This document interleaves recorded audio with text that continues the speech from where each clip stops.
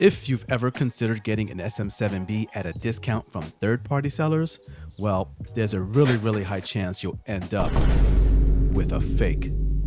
And if you've already went ahead and bought one this way, and unless you bought a fake one intentionally, you should pay attention here because you may be missing something.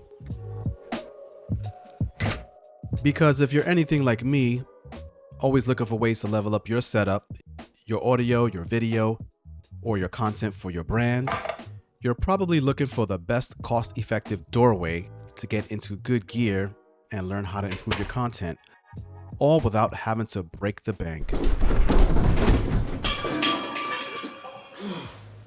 Because deciding on gear is one thing, and deciding on price is another. And making the wrong decision could prove painful and frustrating. So many of us sometimes deep dive aggressively into researching and reviews just to be sure we're getting the right gear. And even then, you can still end up with garbage gear because you missed out on a few important factors in the discernment process. Now let's be honest, we all jumped on what we thought was a good deal, only later to wonder if it was in fact a good deal or an impulse purchase.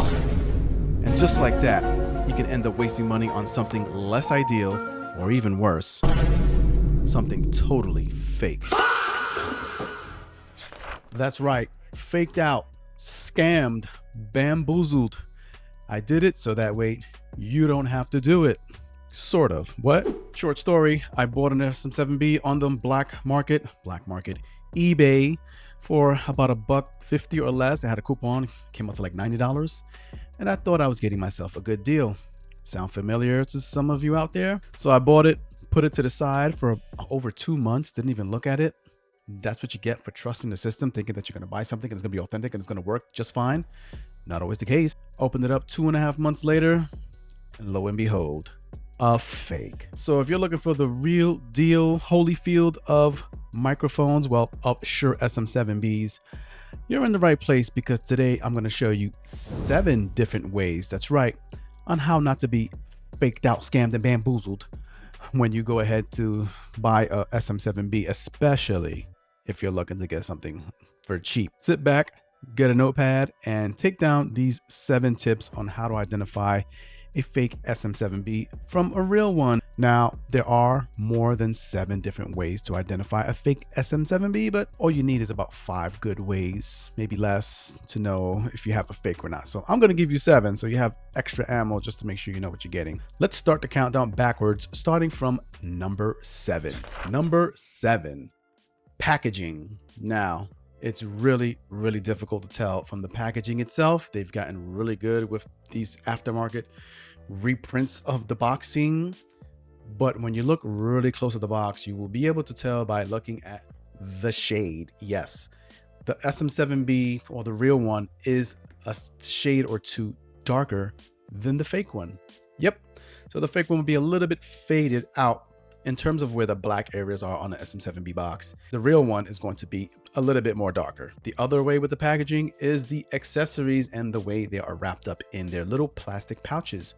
With the real box with the Shure SM7B, you will see that they are not ziplocked, right? It's just open air plastic bags that they're kind of put into, in terms of like the extra wind muff and the back plate. If you look at the fake box, you'll see that the windscreen itself is in a Ziploc bag.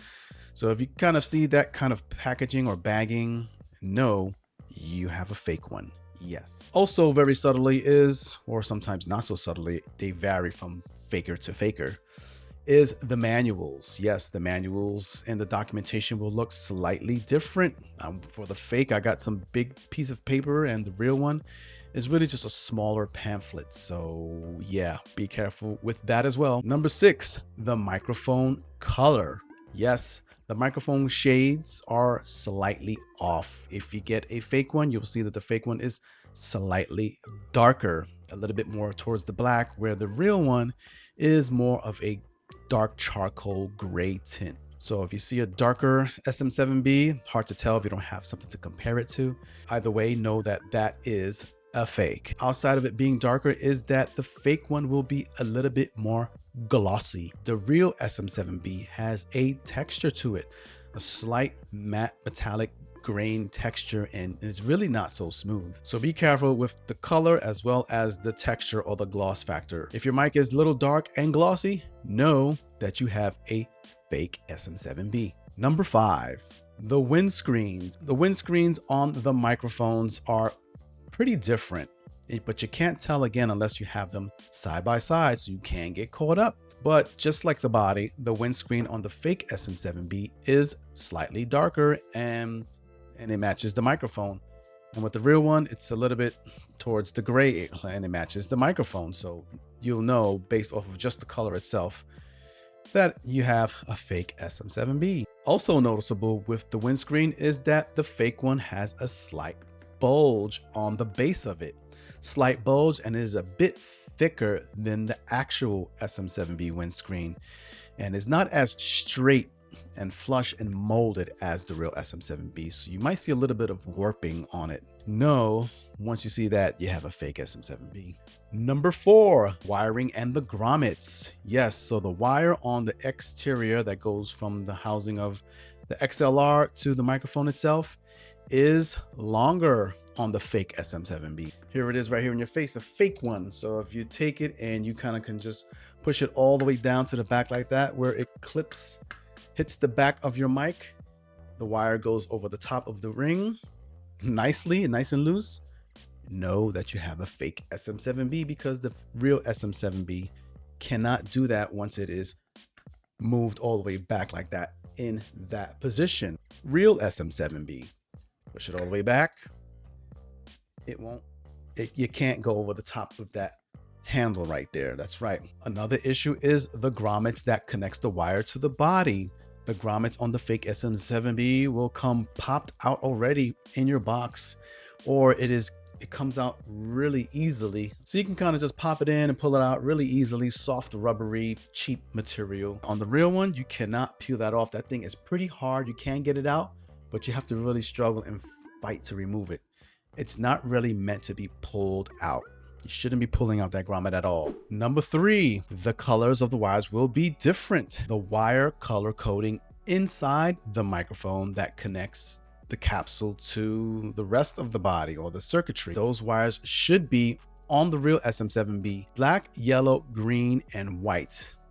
Any other color outside of that, like on my fake SM7B, didn't even have the white cable. Know that it is fake. Yes, so those cables are a sure indicator that you got a fake one. Another one is the microphone capsule. So I went ahead and went deep diving into this and opened up the capsule, and you will see that the capsule on the fake is slightly taller and larger than the real one. So it will look and appear as if the capsule is closer to the front metal or the front of the mesh of the microphone versus the real, which is a little bit more recessed. And if you look at the imagery here, you'll see that that black rubber piece is kind of just offset, but a real telltale that told me that the SM7B that I got initially was a fake was that the capsule was leaning.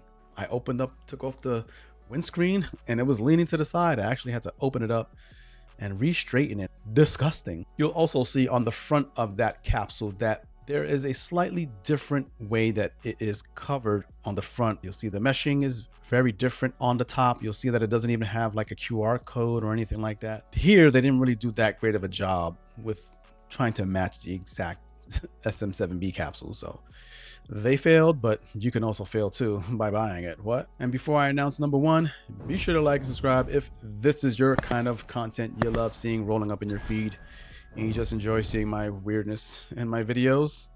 Be sure to subscribe, like, comment, and hype it up. Why not? Let other people know about this fake stuff going out here before their money gets stolen. And number 1, the sound quality. Probably maybe one of the hardest ways to tell that it's a fake versus a real. Maybe. Let's do a sound test. Here we are with the real Shure SM7B in your eardrums. Hear that nice, toasty, warm sound in your ear. Feels like butter on bread. That's what the Shure SM7B is going to bring to you in your content, in your singing, in your professional career. Pretty rich, nice control over the background noise rejection.